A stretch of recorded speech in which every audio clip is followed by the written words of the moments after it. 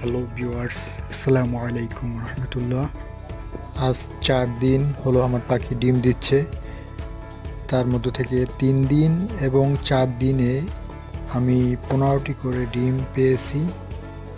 হঠাৎ আমার খামারে একটি অনেক বড় একটা ডিম দেখতে পেলাম। এমন কোয়েলের ডিম আমি আগে কখনো দেখিনি।